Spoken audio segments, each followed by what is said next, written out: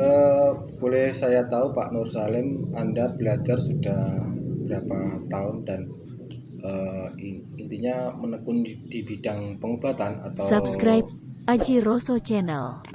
sugesti ini atau Terapi. terapi ini sudah berapa tahun? Oke. Saya masuk di dunia terapi. Saya pertama di Ruqyah, Jamaah Ruqyah Aswaja, itu di sini di Endo Center tahun 2000. Pokoknya mulai dari sekarang ada 7 tahunan. 7 tahun. Habis itu ada di situ kan ada pelatihan bekam, totok, gurah, totok kapi, totok punggung, terus fasdu, akupuntur, terus kalau jari petir kan alhamdulillah saya sedikit banyak bisa praktek jari petir itu di Bandung. Jadi untuk terapi ini saya mulai dari Ruqyah itu sekitar 7 tahunan. 7 tahun. Pak Nur Salim, kalau untuk penyakit hipnoterapi apakah bisa? Insya Allah bisa. Soalnya gini ya, kalau teori hipnoterapi itu penyakit itu 80% dari pola pikir. Ya. Terus yang 20% itu dari makanan. Suatu contoh sakit stroke. Di stroke itu 80% dari pola pikir. Yaitu kalau stroke itu karena marah, sering-sering marah, marah yang dipendam sama sedih yang beramat. Jadi sedih yang 80% itu ya, yang selebihnya dari, yang 20% itu dari makanan. Jadi untuk pengobatan stroke hipnoterapi ini bisa dipakai, bisa digunakan. Jadi pasien ditidurkan, terus habis itu dikasih sugesti biar gak marah-marah, rileks. Nanti kalau sudah rileks, peredaran darah lancar, tensinya nggak sering naik, sumbatan itu akhirnya bisa berjalan gitu. Kalau untuk kita ambil satu contoh, satu penyakit, untuk penyakit stroke itu bisa sembuh, katakanlah bisa berapa persen, itu butuh berapa hari untuk menugesti orang tersebut? Jadi gini Mas, untuk pengalaman saya pribadi, sebenarnya kan saya tidak di hipnoterapi aja. Saya ada di Ruqyah, Jamaah Ruqyah Aswaja, terus nanti bisa menggunakan teknik jari petir, totok telur, terus bekam. Jadi untuk menangani penyakit atau sakit stroke itu kita atau saya biasanya mengkombinasi di Ruqyah dulu, habis nanti kalau ada penyakitnya non medis, non medis nanti dikeluarkan. Soalnya kalau masih ada non medis di dalam, diobati apapun, disugesti atau di terapi apapun nggak bakal masuk. Soalnya habis itu kita menggunakan teknik-teknik yang lain, misalnya totok saraf, nanti juga termasuk hipno ini tadi. Maaf kalau bisa dijelaskan ke masyarakat, non medis itu contohnya seperti apa? Non medis gini ya, jadi kalau di teori di Ruqyah kami, segala penyakit itu pasti ada campur tangannya non medis, bangsa jin. Soalnya gini, memang bangsa jin itu diciptakan Allah sebagai musuh yang nyata bagi kita. Jadi di saat ada orang sakit, dia itu ikut nimbrung dengan tujuan nanti yang sakit itu nggak sembuh. Kalau nggak sembuh akhirnya kan kesana kemari cari alternatif. Akhirnya ada yang biasanya menyarankan ke sana, ke Watu atau ke gunung yang membelokkan akidah kita. Kalau kita sudah ke sana larinya dibelokkan itu, bangsa jin itu akan tepuk tangan karena sudah membelokkan akidah dan iman kita gitu. Kalau yang sekarang lagi ngetren tuh COVID, Mas. Untuk penanganan COVID secara terapi bisa, Pak? Insya Allah bisa, Mas. Jadi COVID itu kan kalau itu kan menyerang pernapasan. Yaitu biasanya saya tetap menggunakan ruqyah pertama. Soalnya wa nunazzilu minal Qur'an ma huwa syifa' wa rahmatul lil mu'minin, dan saya turunkan Al-Qur'an itu sebagai obat. Allah kan perintah gitu sebagai obat. Jadi kalau Allah yang perintah sebagai obat, apapun penyakitnya pasti bisa disembuhkan dengan Al-Qur'an. Dari situ kita menggunakan metode gurah. Jadi nanti ditetesi ramuan gurah itu nanti ikut keluar dengan harapan ikut keluar dengan lendir-lendir itu tadi. Terus dengan ruqyah itu tadi kan ada yang berpendapat bahwa COVID itu sebenarnya yang diserang lambung dulu. Setelah lambung nanti naik ke area pernapasan. Lambungnya nyesek naik ke pernapasan. Dan di ruqyah itu yang pertama terapi ruqyah itu nanti kita itu menguras lambung. Jadi reaksi dari ruqyah itu kan nanti muntah banyak. Nanti dengan harapan bisa keluar, ya, penyakitnya itu bisa keluar, COVID-nya bisa keluar. Habis itu yang kedua digurah itu kan. Kalau saya kok minat dengan totok petir. Totok petir itu bisa dijelaskan istilahnya sedikit banyaknya seperti apa sih? Begitu. Ya, jadi namanya dinamakan jari petir atau yang lain itu kan cuma nama Mas. Soalnya gini, kita biasanya membuat minyak asma, habis itu dioleskan ke pasien yang sakit dengan telunjuk jari ini. Pasien itu setelah disentuh kayak ini, dia merasa sakit seperti tersengat Petir. tersengat petir atau ada aliran setrum, Berarti ada titik-titik khusus ya? Titik khusus kita mengambil di saraf-saraf tertentu. Misalnya di sini apa itu area kaki untuk stroke, terus atas kiri gitu. Terus yang sudah jenengan tangani rata-rata mempunyai keluhan apa, Pak Nur saya? Penyakitnya. Iya, penyakitnya dari maksudnya dari totok petir itu pasien itu mengalami keluhan apa yang dialami? Biasanya pasien itu berhubungan dengan saraf, dengan misalnya stroke atau kaki itu berat, apa tangan ini nggak bisa diangkat cuma sebatas gini, sebatas gini. Pokoknya Subscribe jari petir Aji itu Rosso intinya Channel. seperti totok saraf, Mas. Totok saraf. Jadi yang diobati ya berkaitan dengan saraf itu tadi, dengan otot-otot gitu. Terus totok petir itu apa bisa dipelajari oleh semua orang? Insya Allah bisa, cuma kan untuk orang kan ada basicnya sendiri-sendiri. Jadi kalau basicnya sudah diterapis, sedikit mendengarkan penjelasan atau ikut pelatihan sebentar sudah bisa. Tapi kalau basicnya nggak diterapis, agak lama, sulit gitu. Kalau untuk sugesti Sugesti. itu apa bisa untuk membuka mata batin ya Pak?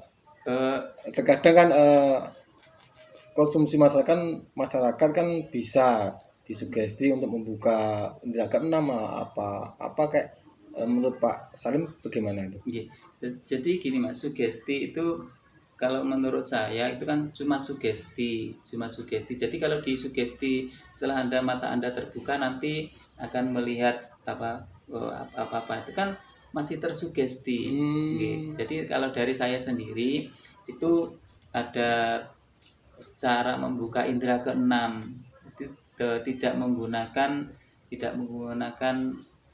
sugesti, tapi menggunakan amalan pernapasan itu untuk membuka biasanya di mata batin. Itu pun batas usianya terbatas. Jadi kalau sudah dewasa terlalu banyak memikir bagaimana dunia ini ekonomi itu kan sulit untuk konsentrasi. Terus syarat untuk bisa terbukanya mata batin atau indera keenam itu bagaimana? Untuk biasanya anak-anak yang muda itu yang belum berpikir masalah ekonomi, maksudnya pikirannya belum begitu ruwet, soalnya nanti kan diperlukan konsentrasi, diperlukan ketenangan dan sebagainya. Apa harus puasa atau kalau puasa itu tergantung Mas. Jadi kalau memang diperlukan puasa lebih baik, tapi yang kami biasanya untuk mata batin atau indera keenam itu cukup latihan. Mohon maaf Pak Nur Salim. Kalau masyarakat ataupun penonton yang berada di rumah ingin membutuhkan jenengan untuk terapi, untuk totok petir, ataupun Anda diundang di rumahnya dalam jangkauan Anda siap? Ya, insya Allah siap. Jadi selama ini gini Mas, pagi sampai jam 2 saya itu diundang. Jadi di Iya, iya. di sekitaran sini, wilayah Wungu dan sampai kota itu saya diundang Merapi. Merapi. Nanti setelah jam 2 saya standby Rumah. di toko. Saya kan jualan jamu Seduh 25 dan di situ ada tempat terapinya. Nanti bisa ruqyah di situ, bisa totok saraf. Lokasinya, Mas? Lokasinya di sebelah timur Pasar Dungus, sebelah kanan sebelah selatan jalan. Nanti untuk yang mempunyai keluhan seperti stroke, asam lambung, vertigo, anak suka dinasehati, terus saraf kejepit, ingin berhenti merokok, terus pokoknya ya insya Allah berbagai macam penyakit lah, medis non medis, dari kami siap membantu. Kalau maaf, kalau untuk niki kan sangat-sangat rentan untuk biaya, maksud saya jika mana ada salah seorang membutuhkan jenengan itu bisa dijelaskan. Gini Mas. Mohon maaf nih. Jadi terutama untuk jamaah ruqyah aswaja ruqyah Subscribe di ruqyah kami Aji itu Rosso nggak Channel. boleh narik, pokoknya seikhlasnya. Soalnya misi kami yang terutama ruqyah itu mendakwahkan Al-Quran sebagai obat. Jadi kita datang mendakwahkan sebagai obat, nanti karena pasiennya sembuh atau bisa ditolong dengan pengobatan Al-Quran, nanti kan pasti merasa senang. Itu intinya seikhlasnya. Seikhlasnya. Tapi untuk terapi-terapi yang lain, karena kami sudah terbiasa dengan seikhlasnya, ya tetap seikhlasnya monggo gitu. Jadi kami nggak menarik yang tinggi-tinggi, pokoknya monggo seikhlasnya gitu, terus monggo. Tapi untuk obat herbal kami mempunyai harga, soalnya kami mendatangkan dari pusat, mengambil dari pabrik, itu pun nggak mahal, nggak mahal. Misalnya kalau jamu seduh itu paling mahal cuma 16.000 untuk herbal seduhnya. Terus tapi kalau misalnya untuk stroke, konsumsi herbal stroke itu seperti herbal stroke, angkum dan sebagainya itu paling mahal 80.000 cuma. 80.000 itu pun satu bulan setengah nggak habis, setiap hari dikonsumsi untuk membantu penyembuhan. Mungkin ada pesan-pesan yang perlu disampaikan kepada khalayak masyarakat mengenai COVID atau apa, menurut Pak Nur Salim bagaimana? Mungkin ada pesan yang bisa disampaikan. Oke, terima kasih. Jadi gini untuk pemirsa semuanya, ini kan masa pandemi, kesehatan itu memang mahal harganya. Nanti kalau virus itu sudah masuk, itu untuk mengobati itu enggak 1 hari 2 hari sembuh, dan itu pun harus keluar uang entah itu sedikit banyak pasti ada keluar uang. Dan untuk cari obatnya itu pun kita harus nyari sendiri, bahkan sampai ke rumah sakit. Jadi pesan saya, patuhi protokol kesehatan, setiap keluar pakai masker, jaga jarak, apa anjurannya pemerintah. Jadi kita antisipasi sendirilah bagaimana COVID itu nggak bisa masuk ke kita, nggak mengenai kita ikhtiar. Jangan asal-asalan sombong, nggak ada COVID, nggak gini, aku nggak terdas COVID. Jangan gitu, soalnya Allah tidak suka pada orang yang berlaku sombong. Jadi intinya kita tetap patuhi protokol kesehatan, pakai masker, jaga jarak, cuci tangan dan sebagainya. Terus kalau yang sudah kena itu bagaimana harus menyikapinya?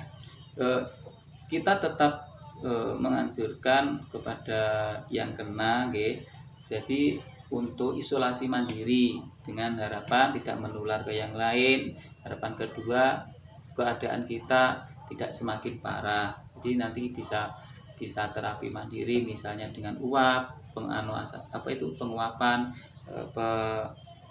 air panas dikasih minyak angin, habis itu dihirup dengan harapan melemahkan virus itu tadi. Dan kita minum vitamin agar imun kita selalu meningkat untuk melakukan perlawanan dengan virus itu tadi. Terus selain untuk penguapan tuh untuk antisipasi misal kalau sudah kena, misal masih dalam stadium ringan tuh gimana Mas? Jadi gini, biasanya tanda-tandanya kan batuk, panas, kita minum obat paracetamol atau yang lebih herbal itu lebih baik. Kita minum air wedang jahe dikasih madu. Itu minumnya nggak usah langsung banyak, sedikit-sedikit. Jadi sedikit minum, nanti sedikit, sebentar lagi minum. Tapi sedikit-sedikit dalam jenjang waktu yang sering. Jadi nanti tenggorokan ini kan selalu dibasahi dengan jahe, jahe dan madu itu tadi, dengan harapan nanti melemahkan itu virusnya. Terus untuk yang biasanya yang hilang penciuman, kita tetap menganjurkan untuk gurah. Jadi gurah nanti kan lendir-lendirnya keluar. Terus nanti kalau lendirnya keluar kan nggak tertutup, bisa mencium lagi. Pengobatan jadi nggak apa-apa deh. Jadi petir itu gini, kita ngambil harapisi, jadi menggunakan telunjuk jari kita. Aduh. Ini sakit beneran atau sakit? Sakit Pak. Nah gini pasti ada keluhan saraf di sekitar sini. Aduh, gitu cuma di jari ditempelkan gini. Tapi kan minyaknya sudah diasma, terus apa itu namanya, jarinya sudah. Kita menggunakan teknik juga. Tapi kelihatannya di kayak ini, tapi kan ini sakit. Sungguh bonus sehat. Gitu.